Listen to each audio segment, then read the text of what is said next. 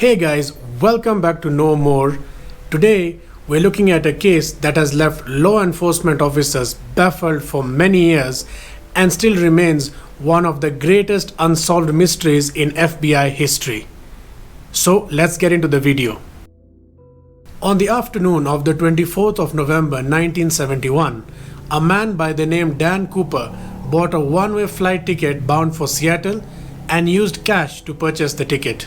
This piece of detail is important in the case, as you will understand going forward. According to witnesses, Cooper was a quiet man in his mid-40s and wore a suit with a black tie and a white shirt. He carried a brown bag and a briefcase into the airplane and, like every passenger, proceeded to sit on seat number 18C and waited for the airplane to take off. Before the airplane took off, he ordered a bourbon and a soda, and once the plane was airborne, he called the air hostess and handed to her a note.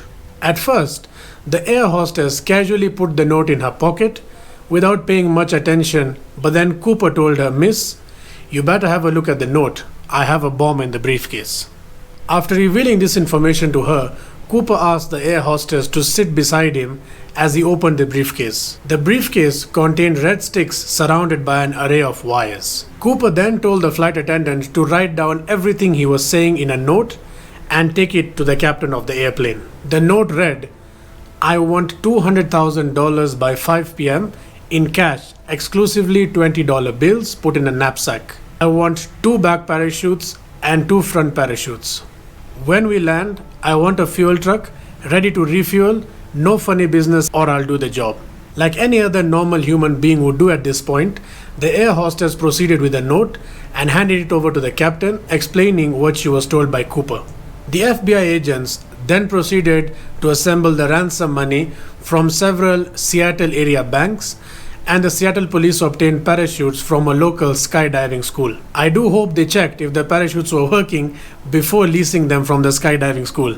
When the flight landed in Seattle, Cooper exchanged the 36 passengers on board for the money and the parachutes and proceeded to keep several crew members from the initial flight. As agreed earlier, the airplane was refueled and took off again.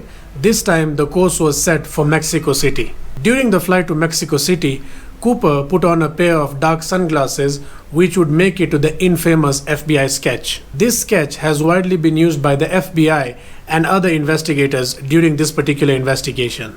A little after 8 p.m. and somewhere between Seattle and Reno, D.B. Cooper did the unthinkable. He put on the parachute, secured the money, and jumped out of the airplane from the rear door. This was a daring stunt, even by the standards of 007. And investigations by the FBI commenced to unravel who exactly D.B. Cooper was and where he might have potentially landed after jumping from the airplane, or whether he even survived the initial jump from the airplane. Now then, the million-dollar question is, who exactly was D.B. Cooper? While the actual identity of Cooper still remains a mystery, many theories have been forwarded by investigators relating to this case. One man from the suspect list was named Richard Floyd McCoy and was a key suspect among others. Police tracked and arrested him for similar airplane hijacking less than 5 months after Cooper's flight. Despite the arrest, the police ruled out Richard because he did not match the physical description of Cooper, which was given by the 2 flight attendants. Another theory into the case claims that a man named Robert Rackstraw was actually D.B. Cooper all along. Rackstraw was a Vietnam War veteran, a Special Forces paratrooper, an explosive expert, and even a pilot. He was at various times arrested for check fraud, aircraft theft, possession of explosives, and even the murder of his stepfather. A perfect fit for the infamous D.B. Cooper.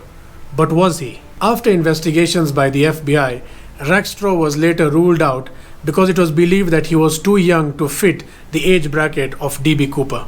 Some theorists have argued that it is possible that D.B. Cooper did not survive the jump. In 1980, a young boy found $5,000 in ragged bills in Oregon, which matched Cooper's ransom money. Almost 30 years after that incident, investigators found a decade-old parachute strap while searching the woods of the Pacific Northwest.